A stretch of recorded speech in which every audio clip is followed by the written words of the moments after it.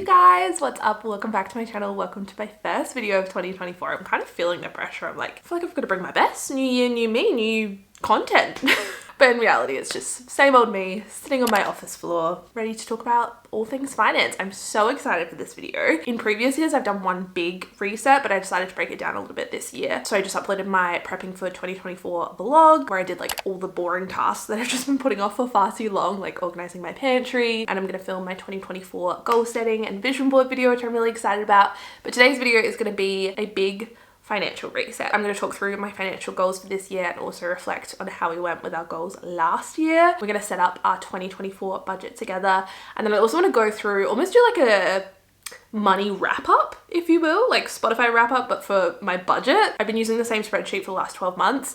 And so I've got numbers. I've covered receipts. I can see exactly how much we spend on our coffee and takeaway, groceries, like all of those nitty gritty numbers that I don't really want to think about, at least not in a cumulative sense. I can see all of those overall annual totals. So we're going to break that down. We can also look at our income this year, how much we saved, how much we invested, all of those things. So here I am, bearing all, but I'm excited. I'm excited to get into it. As always, this video is not financial advice in any way, shape or form. I'm not a financial expert. I'm literally just a regular gal out here trying to live my best life and trying to make my money work as best for me as I can, and everyone's on such a different financial journey. I think that's really important to remember. But anyway, with that being said, let's get into the financial goals. I'm going to start by reflecting, because you know me, I like to reflect. I know it can sometimes be really uncomfortable, especially if you haven't achieved what you set out to do. No one wants to feel like a failure. I don't think it's about that though. It's about recognizing why you didn't achieve what you wanted to do. Was it because it doesn't align with you anymore, or was it because of a lack of self-discipline and not making that goal a priority? And then also just working out if you want to carry those goals into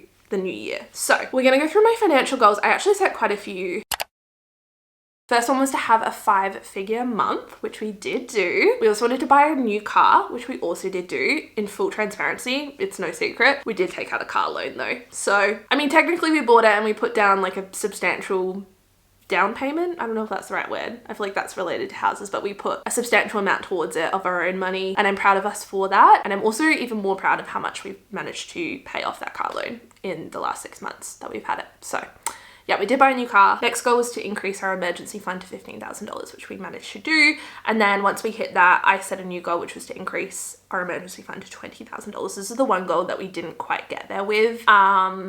Truthfully, we just haven't made it a priority. I feel comfortable with where our emergency fund is at right now. I think once we've gone on our trip and we've paid off our car loan, that'll be our next thing. Like, I feel comfortable, but I would love to increase it to 6 months worth of expenses, but I'm okay with where it's at right now. We did increase our net worth by $50,000 to $185,000, which I'm so proud of. Bearing in mind, this time last year, we had like no assets really. Our house wasn't done being built, so that wasn't considered an asset. And even since moving in here, the value of our home has gone up a considerable amount, and even more so since we purchased the land. We haven't had our house revalued yet. I think we will soon, so we can know exactly what we're working with. But going off the current market and lowballing it a considerable amount, I think, yeah, we've made at least $50,000 at least. So I've kind of factored that into our net worth. And yeah, we've just been paying off debt really. Next goal was to save $5,000 for the US, which we haven't done. That's kind of a new goal that's developed in the last couple of months. We've managed to save it, which I'm really proud of. And then I really wanted to pay $10,000 extra towards debt, which we've also managed to do. So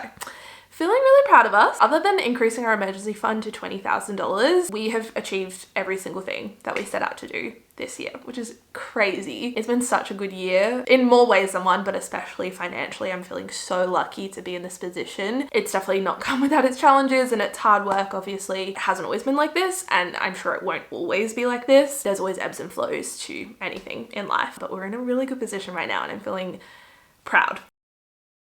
Now for our 2024 financial goals, I'm going to talk through these and also how we plan on kind of achieving them, breaking them down. I think if there's ever a time to break down your goals, it's with your financial ones. So first goal is to save $12,000 for our US trip. We're off to the US. I've talked about this a bunch, but we're going in April. So like 3.5 months time, which is not long at all. So this is how I would break down this money goal. So I want to save $12,000. I know that we have, let's say 4 months to save that amount. So I'm going to divide that by 4, which breaks it down to $3,000 per month that we need to save to achieve that goal.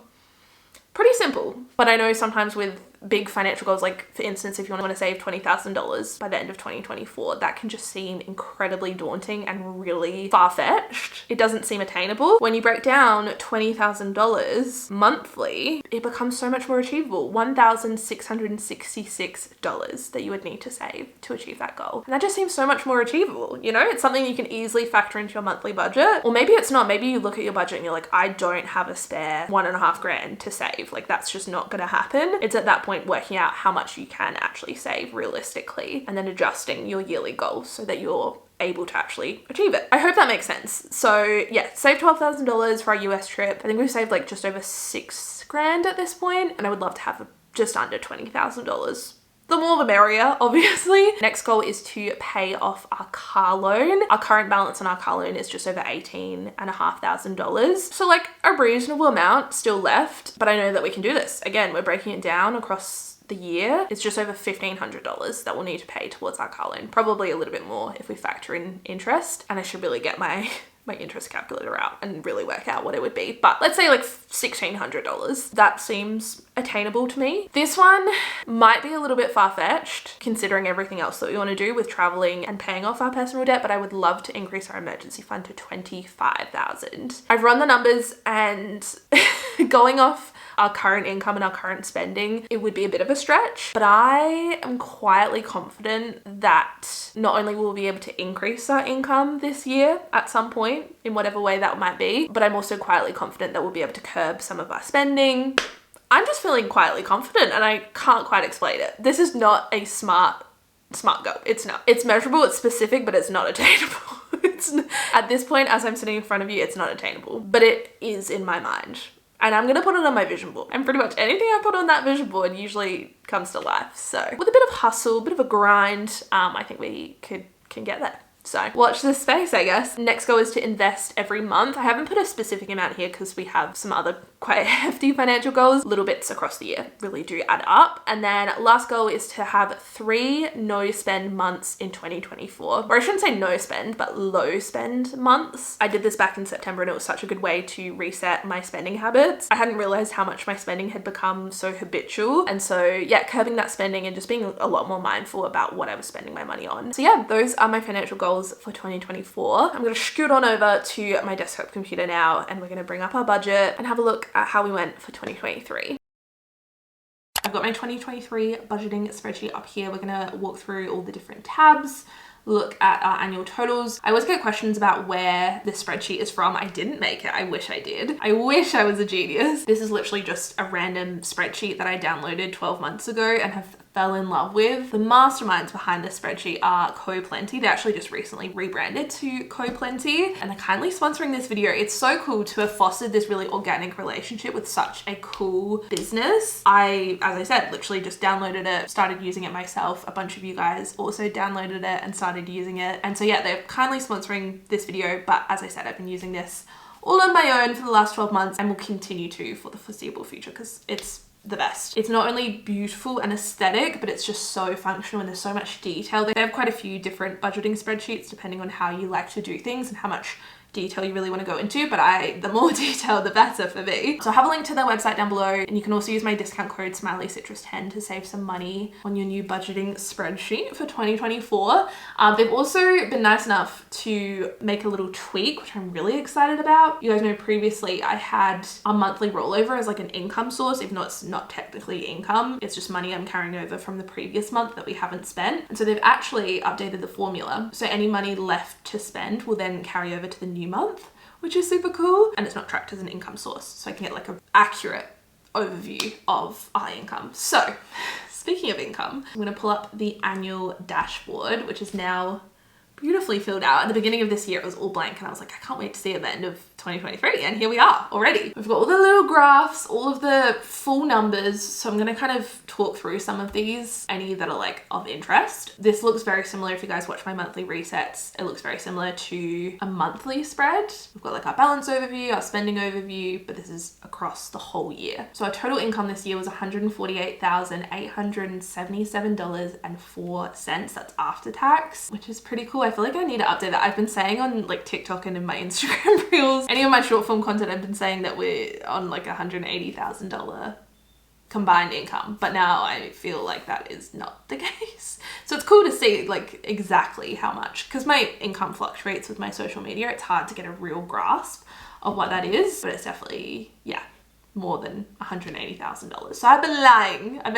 Total expenses, $146,634.76. That's not really a surprise. It seems like a lot, but I'm an every dollar budget kind of gal. So this includes everything: savings, investing, debt payoff, and then just general expenses. And then we've got our total spending overview. So 31.2% of our money went towards debt this year, 21.4% into savings, 30.6% on our expenses, 0.4% on subscriptions, and 16.4% on bills. I'm actually pleasantly surprised with that. Over 50% of our income and our overall spending has been on saving or paying off debt, which is really cool. Expenses at 30.6%. I mean, given the year we've had, especially with moving and traveling and stuff, I'm not entirely surprised. But we'll see exactly how much we spent on like unnecessary stuff when we look at the breakdown. Top 5 expenses. This was like an actual Spotify Wrapped, but for our finances. I love this. Number 1 was our mortgage. We have a split loan. So number 2 was our other part of our mortgage. So 16,899 on one and 16,517 on the other. Just under $12,500 towards our car loan, which is awesome because that's been a big focus for us, is paying that off. Oh, 12, I forgot that we even rented this year. This hurts my heart. $12,200 went towards rent this year. And we stopped renting in May. Does hurt a little, not gonna lie. But seeing that and knowing that was our 4th biggest expense this year shows me that we have potentially $12,000 wiggle room in our budget now that we're not paying for rent. And we were paying for a mortgage at the same time. It wasn't our full mortgage, keeping that in mind, but it was a substantial amount. So $12,200 went towards rent. Good riddance, love being a homeowner. And then $11,750 towards our emergency fund, which is nice to see. And then we've got a list of all the monthly amounts for all the different areas of our budget. I go over this in my monthly resets anyway, so none of these numbers are really that surprising, but cool to see the overall amount. So like savings, we budgeted to save $31,943 and we managed to save $31,330. So pretty much what we set out to save, we managed to do, which is cool. Looking at our overall expenses, I can see like I need to get better about either curbing some of our spending or just getting better about budgeting and being realistic with our budget, because we were $7,500 over. In saying that, we did make almost $14,000 more than I expected across the year. So when you see it like that, it's not too bad. Our subscriptions have slowly started to increase. We've got a savings overview, expenses overview. It really dipped in September because that was a low spend month. That's actually so cool to see. Because we had a low spend month in September, there is like a huge drop in this graph, like huge. And then it's like slowly increased. Wow. But we were up here, and then after our low spend month, we were here. And even into November, December's like a whole other beast, but that is really cool to see. I love that. That's like motivation within itself. And then we have our income overview. So yeah, pretty 50-50 actually, which is really nice. I get a lot of comments, mostly from middle-aged white men, saying that I just live off my husband and his paycheck. I think because people assume like lawyer is rolling in the money. And I mean, let's be honest, that can be the case for a lot of people. But as someone just starting in their career, less so. And to know that we're equals, like we're both bringing in almost 50-50, like that's really cool to see. I love that. I feel so empowered. Okay, I ain't no trophy wife. And then where most of our money goes, this is it. Obviously no surprise, mortgage, car loan, rent, and emergency fund. We saw that on the top 5. New car was number 6. We were saving quite hard for our new car at the beginning of the year. Travel expenses, also not really a surprise. Groceries, we spent $6,248.26 on groceries this year. Offset account, this is actually a new category that I just added, and it's coming in at number 1, 2, 3, 4, 5, 6, 7, 8. Drum roll please. Number 9. Our offset account is our 9th biggest category. $5,105.40 we put in our offset account in the last 2 months. I think. When did I add it? November maybe? Yep, November. Oh, We spent $4,783.49 on eating out. Does seem like an awful lot, doesn't it? And this is for 2 people, keeping that in mind. So it's really not too bad. I think having a low spend September really saved us with that one, because that would be way over $5,000 otherwise. We spent $3,774 on gifts this year. Again, kind of in alignment with who we are. None of these are really that surprising so far. These are in alignment with our money values and what we value as people. Home, $2,803. This is not an accurate number. All of our house purchases we either made last year or we pulled from a savings account that we had already saved for in 2022. Definitely spent more than that on home stuff, but this is just extra stuff that wasn't from that fund. Coffee. We spent $2,436.82 on coffee this year. For some reason I was expecting it to be more, because if we break that down, 2,436, let's say, divided by 52, only $46 per week for 2 people. Again, if we break that down further, only $23 each. That's like 3.5 coffees per week. And again, in alignment with our values. Takeaway we spent $2,300 on this year. I would like to see this maybe lower overall, because if we add what we spent on takeaway plus what we spend on eating out, that's like 5% of our overall spending is on food outside of the house. Yes, eating out and experiencing different restaurants and cafes is a value and something that we enjoy doing. It's like the experience of it all, but I think overall between the 2 categories we could definitely tighten that a little bit to save money. Mabel, we only had for half a year and we've already spent almost $2,000 on her, not including the cost of her up front. So that's stunning. Thank you, Missy Moo. But again, worth every cent. Gym, over $1,000. That's like impetus to go. We're spending over $1,000 across the year to go to the gym. Like, we should make the most of that, you know what I mean? Honestly, I was kind of expecting it to be a lot worse. I'm actually pretty proud of us. Enlightening for sure. And I mean, yes, do we need to spend $4,500 on eating out or $2,500 on buying takeaway coffee? Absolutely not. It's not a need. It's more of a want. And I think maybe working out if those wants are maybe worth cutting back on so that we can achieve certain financial goals. Like, I am really trying to push to pay off our car loan, to travel more, to increase our emergency fund. There's definitely areas across this year that we could improve on. I think having a low spend September really saved us. I'm so flabbergasted by that little graph. That little graph. Just seeing that dip is really motivating. So loving this spreadsheet. It's so nice to see everything across a whole year. Not only can I see everything at a monthly glance, but I can also see it totaled up, which is just really inspiring. So I think that's it really in terms of this. I don't think there's really much else to go over. Oh, our total overall net worth as of the end of this year is $194,722. So we're almost cracking 200,000. And I think there's some things that I need to update on that, but that's a separate tab, which I guess I can bring up. I wasn't the best about filling it out across the whole year. I was really strong the first half, but I've just been kind of updating it throughout. So, I mean, yeah, that's kind of where we're at. Okay, now for my favorite part, which is starting fresh. You guys know I love a fresh start. The fact that this New Year's Day fell on a Monday, did something to me. Let me tell you. Not only is it a new year, it's also a new month, a new week, and a new day. On a Monday. I love it. Love it so much. So fresh start, we're gonna completely revamp, I say revamp, but just kind of update our budget from last year. So here's what it looks like. When you first download the spreadsheet, this is what it would look like compared to when it's fully done and you've got all these beautiful graphs. Stunning. And Coplenty do include all of the instructions on how to set up the budget, so you can kind of go through and do it at your own pace. Add sinking funds, which I might actually do this year. I don't know if I'll do it in this video or maybe we'll do it in my January reset. And the debt snowball calculator, that could be kind of fun. I definitely want to utilize more of the tabs because they can be really helpful. And then debt overview and net worth dashboard. So here's where we set it up.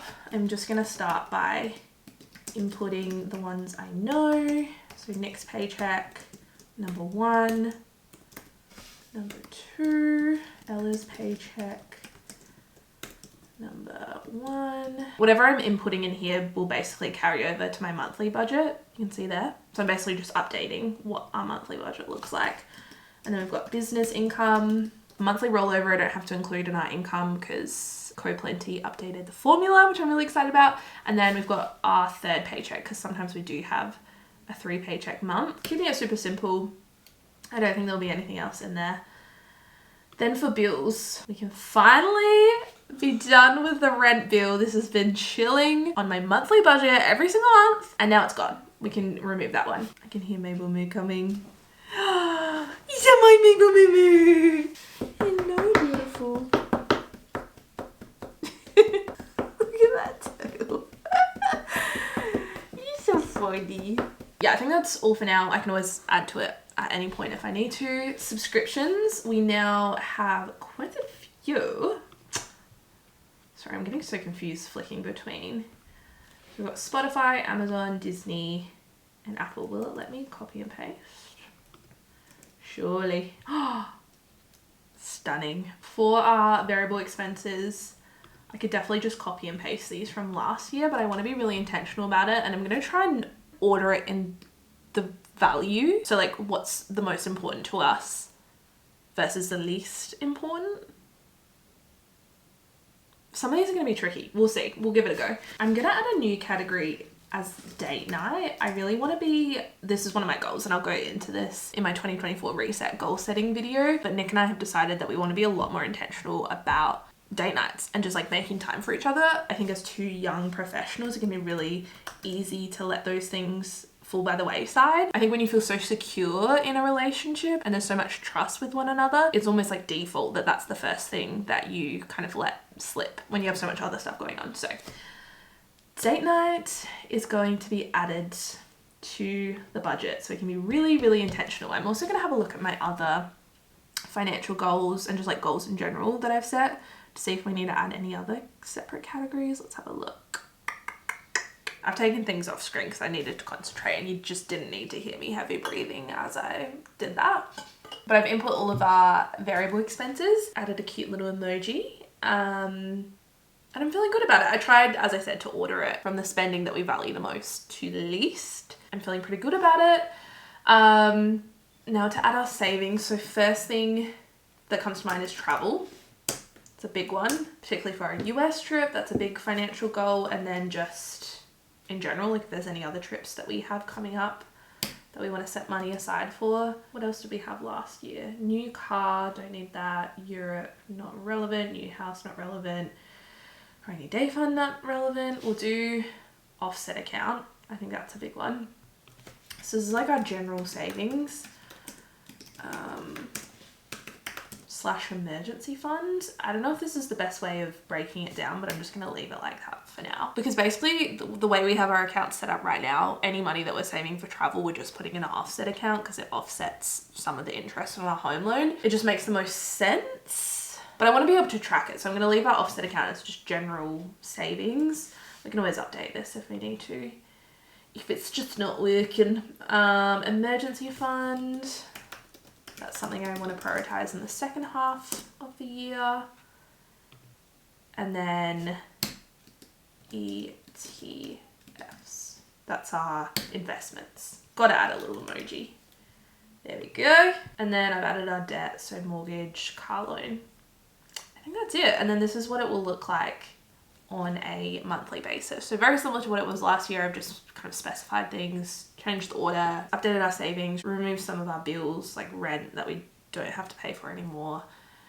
And we're looking nice and fresh. I'm feeling really good about this. I'm going to be doing a whole January reset. So we'll go more into that and maybe setting up our sinking funds and debt snowball in that video because I feel like I've rambled on enough today. I'll set my net worth dashboard up off camera as well. But yeah, I'm feeling really good about this. It looks so clean and fresh and oh, I love a fresh start. I do, guys. I really do. So yeah, I think that is it. Honestly, I don't really have that much else to do in terms of this financial reset. I feel like we've covered most things. We've looked at our financial goals, set new goals, checked in on a 2023 budget and set up our 2024 one. So I'm feeling really good. I'm feeling really motivated. I'm really looking forward to bringing you guys along every single month, showing you how I budget, how we're going to actually achieve these financial goals. As I mentioned, it's all about breaking it down and making actionable steps. It makes it so much less daunting and actually achievable.